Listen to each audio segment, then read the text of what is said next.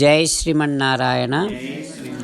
సుందరకాండ 64వ సర్గలో 21వ శ్లోకం నుంచి 30వ శ్లోకం వరకు, 64th సర్గ, 21st Shloka to 30th Shloka.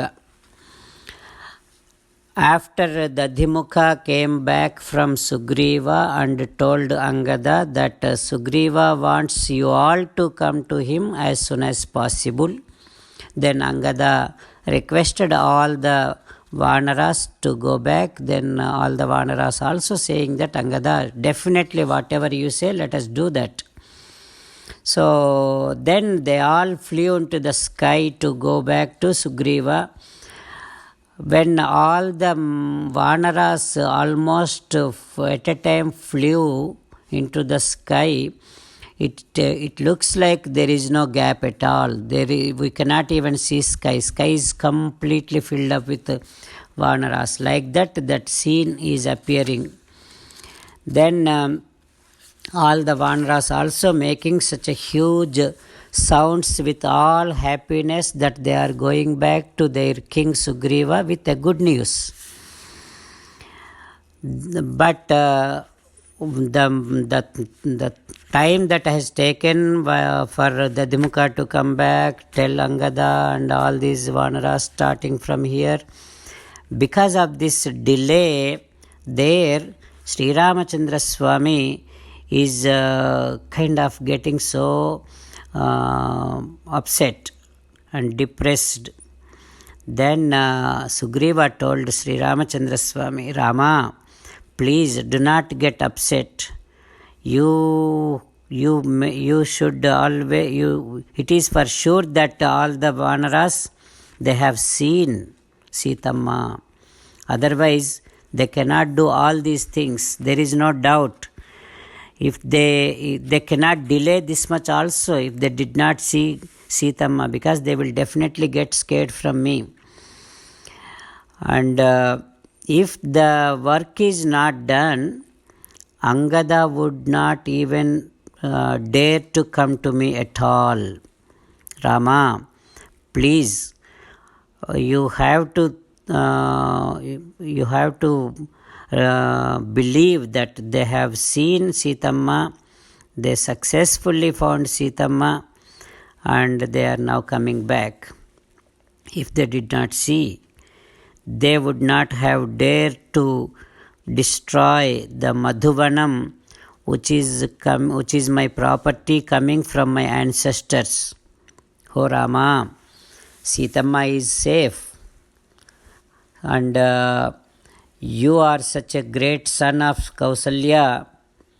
Definitely you are now going to be completely relaxed. Oh Ramachandra Swami, Sitamma has been seen by only Hanuma. For that I can guarantee. There is no doubt. This finding Sitamma work cannot be achieved by none other than Hanuma. Like that Sugriva now consoling Sri Ramachandra Swami, who is getting kind of depressed with the delay that no Vanara is coming and giving any good news. With that scene run in our thoughts, let us now chant the slokas. Telugu చెప్పుకున్నావా? Okay. దద్దిముఖుడు వెనక్కి వచ్చేసి అంగదుడితో చెప్తాడు. సుగ్రీవుడు వెంటనే మిమ్మల్ని అందరినీ రమ్మన్నాడు అనగానే అంగదుడు అందరితో చెప్తాడు వెళ్దామా అని. అందరినీ సాదరంగా అందరితో మాట్లాడగానే అందరూ అంటారన్నమాట, అంగదా నువ్వేం చెప్తే అదే చేద్దాం అనగానే అందరం బయలుదేరి వెళ్ళిపోదాం అనగానే ఒక్కసారిగా వానరులందరూ కలిసి ఆనందంతో ఆకాశంలోనికి ఎగిరారన్నమాట. ఎప్పుడైతే ఎగిరారో ఆకాశం అసలు కనిపించట్లేదా అన్నట్టుగా ఉందన్నమాట వానరులు ఎగరటం వల్ల. అంతేకాకుండా అద్భుతమైనటువంటి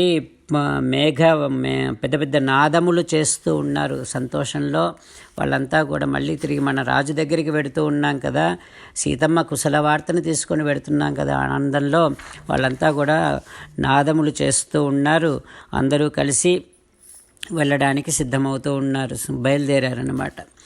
అయితే అక్కడ సుగ్రీవుడి దగ్గర ఉండేటటువంటి రామచంద్రుడు మాత్రం ఇంకా ఎవరు రావటం లేదు, అంగదుడు రావటం లేదు, సీతమ్మని గురించి ఏం చెప్పటం లేదనే బాధతోని పాపం చాలా నీరసపడిపోయి ఉన్నాడు రామచంద్రస్వామి. అట్లాంటి రాముణ్ణి సుగ్రీవుడు అంటూ ఉన్నాడు, రామా నువ్వు ఊరుకో స్వామి, నువ్వు బాధపడకూడదు, ఇంకా సీతమ్మ కనిపించింది, దాంట్లో సందేహమే లేదు. ఒకవేళ మన వానరులే గనక కార్యాన్ని సాధించకుండా ఉంటే ఇంత ఆలస్యం చేయరు, వెంటనే నా దగ్గరికి వస్తారు. కార్యమే గనక చెడిపోతే అంగదుడు నా దగ్గరికి రావడానికి కూడా భయపడతాడు, రాడు ఇంకా. కనుక నువ్వు అట్లాంటి సందేహం ఏం పెట్టుకోవద్దు రామచంద్ర అని సుగ్రీవుడు చెప్తూ ఉన్నాడనమాట. కార్యమే సాధించకపోతే, సీతమ్మని చూడకపోతే ఈ వానరులందరూ కూడా నా మధువనాన్ని, నా తాత ముత్తాతల నుంచి వస్తూ ఉండేటటువంటి నా మధువనాన్ని పాడు చేసేంతటి ధైర్యం చేయరు వాళ్ళు. రామా సీతమ్మ క్షేమంగా ఉందయ్యా, నువ్వు ఇంకా ఊరుకో. సీతమ్మని ఖచ్చితంగా హనుమంతుడే చూసి ఉంటాడు, దాంట్లో సందేహమే లేదు. సీతా సందర్శనం అనేటటువంటి కార్యాన్ని సాధించటంలో హనుమంతుడు తప్ప వేరొకడు కారణము కానే కాదు, హనుమ మాత్రమే చేయగలడు అని సుగ్రీవుడు గట్టిగా కాస్త నమ్మకాన్ని రామచంద్రస్వామికి ఇస్తూ ఉన్నాడు. అట్లాంటి ఆ దృశ్యాన్ని భావన చేస్తూ మనసులో మన హనుమని ధ్యానం చేస్తూ రామచంద్రస్వామిని ధ్యానం చేస్తూ శ్లోకాలను చెప్పుకుందాం. ఏవంతు వదతాం తేషాం అంగదః ప్రత్యభాషత బాఢం గచ్ఛామా ఇత్యుక్త్వా ఖముత్పేతుః మహాబలాః ఉత్పతంత ఉత్పతంతం అనూత్పేతుః సర్వే తే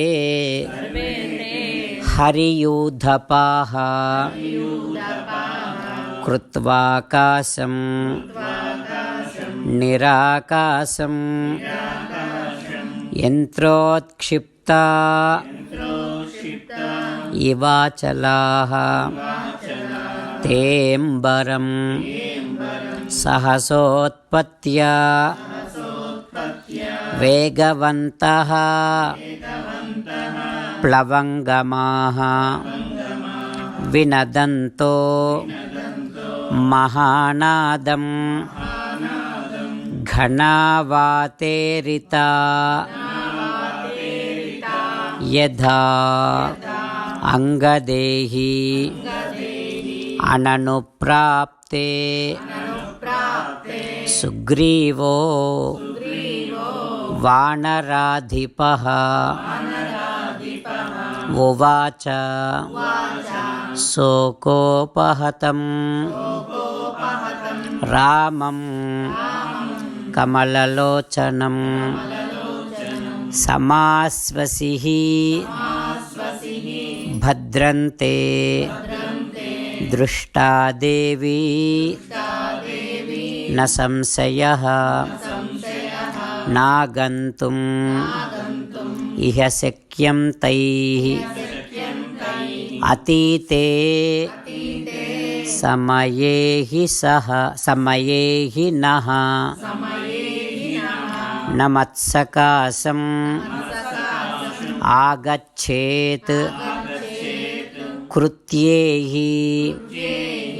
వినిపాతితే యువరాజో మహాబాహుః ప్లవతాం ప్రవరోంగదః యద్యపి అకృతకృత్యానాం ఈదృశస్యాత్ ఉపక్రమః భవేత్ స దీనవదనో భ్రాంత విప్లుత మానసః పితృపైతామహం చ ఏతత్ పూర్వకైః అభిరక్షితం న మే మధువనం హి అన్యాత్ అహృష్టః ప్లవగేశ్వరః